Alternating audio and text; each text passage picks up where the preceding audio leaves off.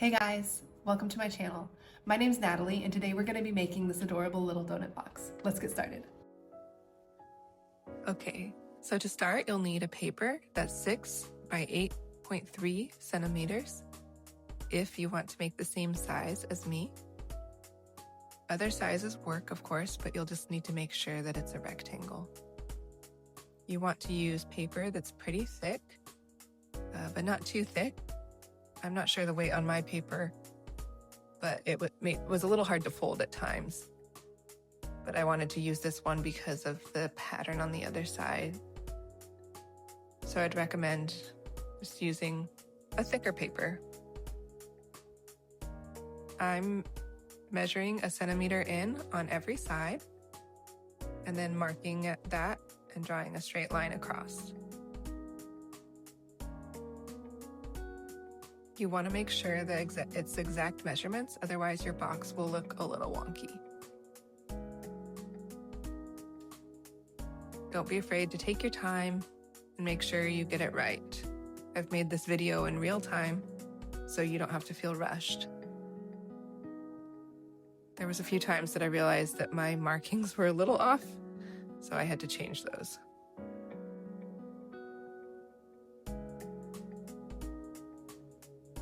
It's best if you make a few more dots than I did to connect them. Maybe 3 on the long side and at least 2 on the other side. You want to make sure that you're not marking them at an angle.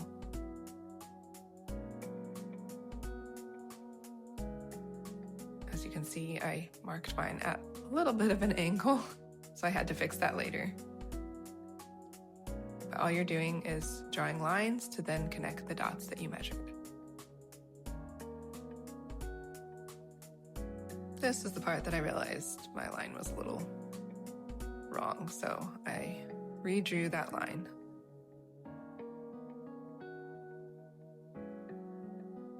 Don't be afraid to remark it. It's better that you get it right than have extra lines. You can always erase them too.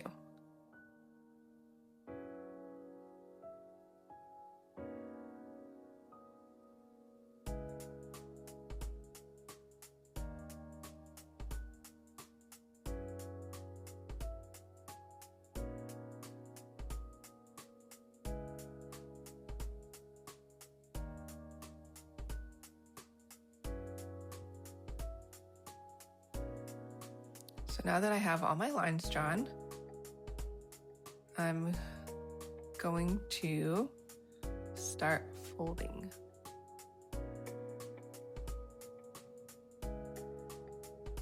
First, you're folding up to the line that you measured.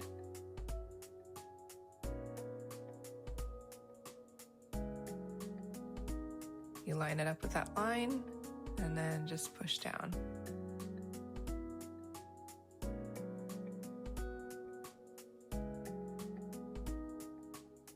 Then you flip it around and do it on the other side.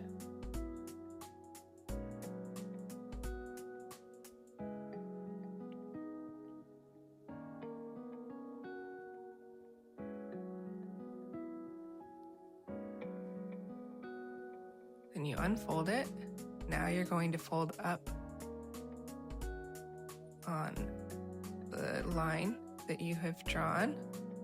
I made sure that I was folding in the right spot.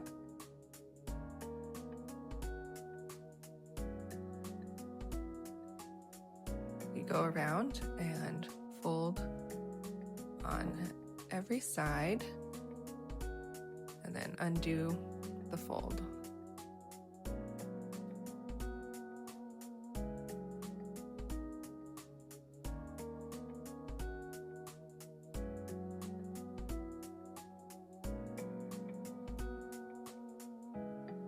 Just take your time to get it right.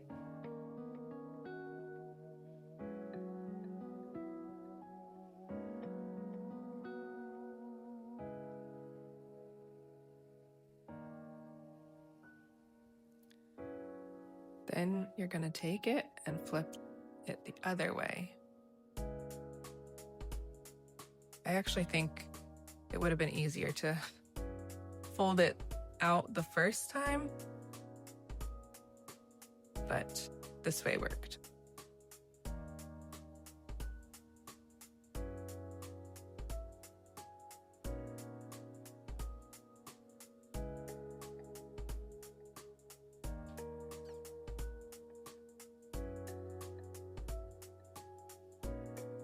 My paper, again, is just a little bit on the thick side, so I had trouble making some of the folds. Now this part is very important that you pay attention. You're going to be cutting along this long side. You'll be cutting 4 times at the folds that you made. Make sure you're cutting in the same place that I am. Again, flip it over and do the same again on the lengthwise side.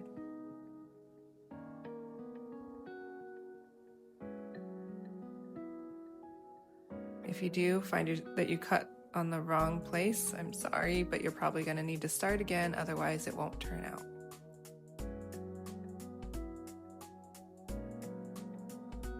So now that you've made those cuts,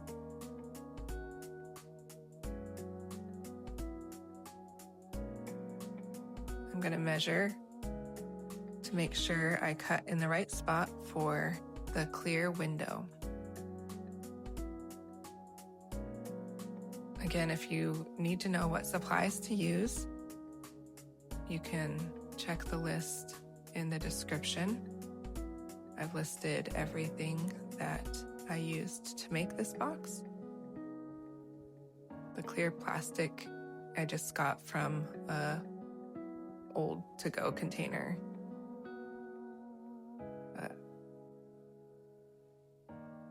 I decided to mark 5 millimeters in on every side.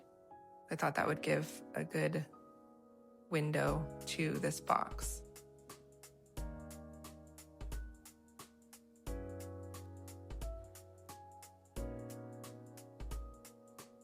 After you mark all your lines, you'll be cutting that window. You could use it with regular scissors if you want, but I think that an Exacto knife definitely makes it easier.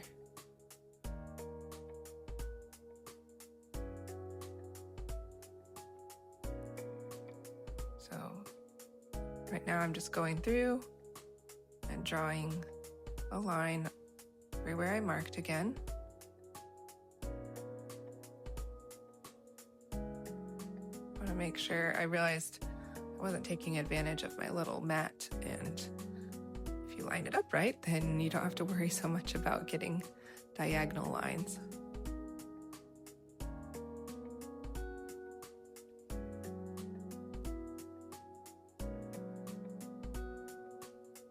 It doesn't have to be perfect, but just try your best to get it looking as straight and nice as possible.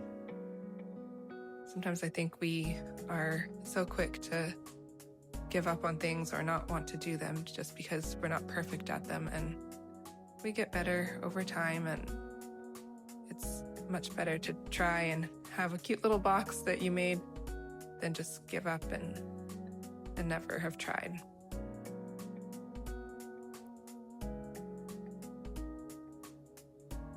As you can see, I'm now using the Exacto knife to cut along the lines. I still feel like I'm not very good at confidently going down. It's a little scary because you can easily move just a little bit and get a little bit of a wave in that cut, but I just tried to go slowly and firmly down to cut out a little window in that box.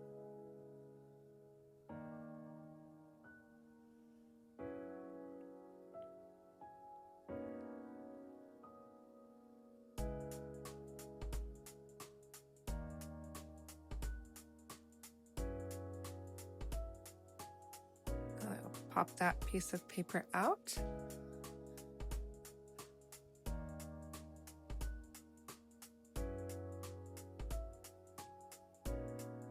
And it was here that I turned it over and realized there was a little bit of a wavy line to it. Looked a little crooked. And so that bothered me, and I just decided to fix it a little bit.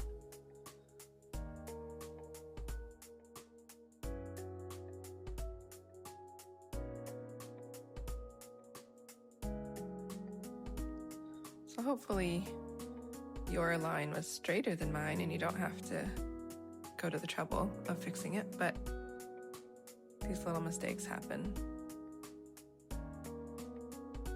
I cut that line and then felt like, oh, it's just a little bit curved, so I did decide to mark it with a pencil this time and try to get that last little curve out of there.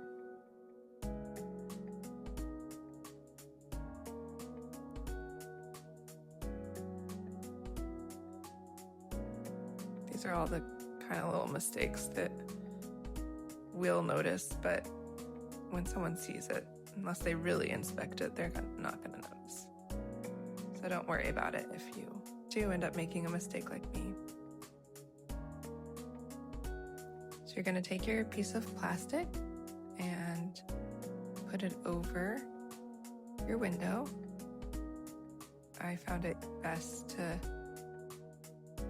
measure it and make sure that I cut the plastic the right size. This plastic I got from a to-go container. It works really well. It's pretty see-through and thick enough that it won't bend or anything like that. So you want to grab a permanent marker and mark where you need to cut. You want the plastic to completely cover the inside of that box and have overlap so that you can add glue. As you can see, I marked about 1 inch in. Sorry to switch between centimeters and inches. It just made sense with the area I was trying to measure. And mine was 1.5 inches long.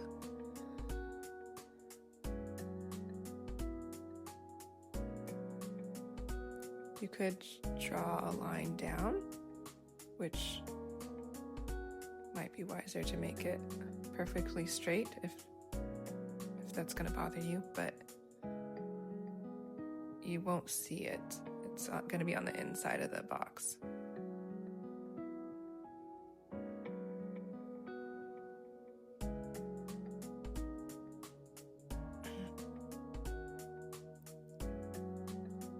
So then you'll want to make sure before you start to glue that you measured correctly and it's not too big like mine was.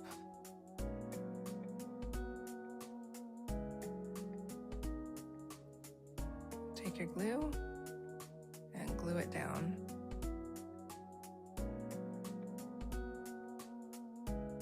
I'm just using some white craft glue that I had in a drawer. I think it's similar to Elmer's glue. It was pretty thick and not wanting to come out of the top, so decided to use my finger and paint it on all the sides.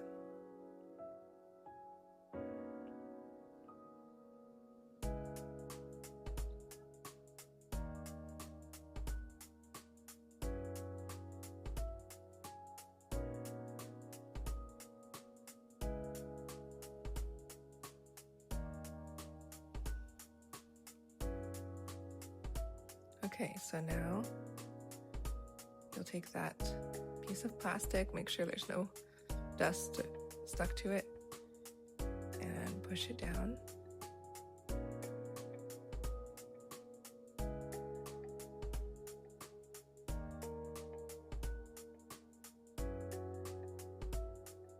You can wipe away any excess glue that comes out.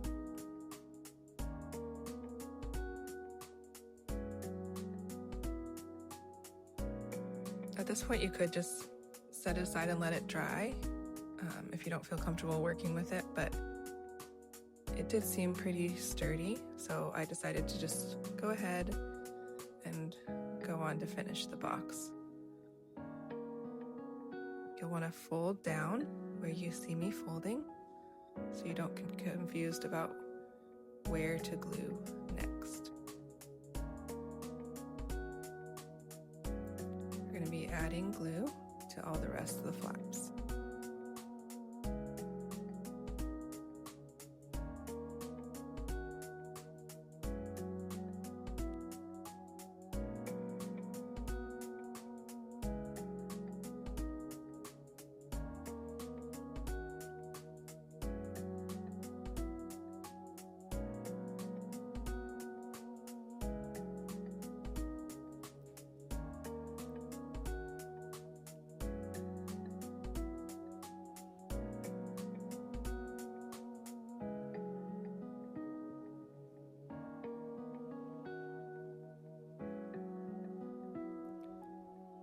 Since I had to use my finger, I needed to wipe it off and make sure it was clean. Now you're going to be tucking in each part that has glue on it, the inside, and sticking it there. Apply a little bit of pressure. If you don't want to have to hold it, you could use a clothespin or something to keep it closed, but it does work just to pinch it together for a little bit before moving on to the next flaps. This part does feel a little bit awkward and my fingers felt a little clumsy at times, just because you're working with these flaps going every which way and that have glue on them, but just be patient and it will come together. It might slide around a tiny bit, but you can always go back and pinch them again once the box is in the right position. So I think it's best to work on the outside ones first and then do those middle ones.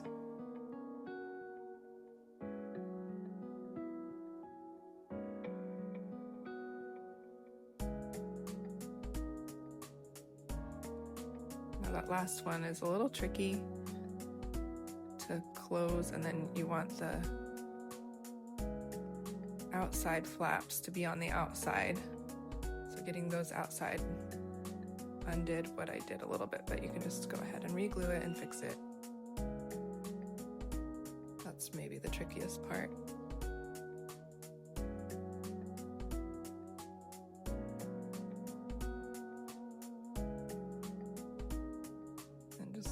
Going back and pinching it until it's in the right position.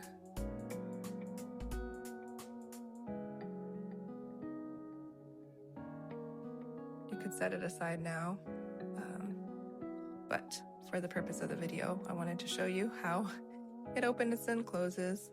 Take any excess glue off.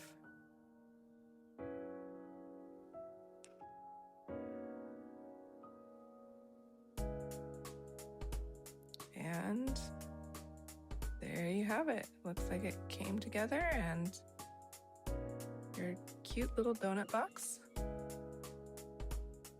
is finished. I hope yours turned out well and that this guide was easy for you to follow along with. If you have any questions, please feel free to put them in the comments. The final step for me was adding these little donuts that I made a long time ago to the donut box. The inspiration that started this whole box in the first place. But really you could add any kind of pastry that you want to it. It's definitely showcases your work well. There you have it.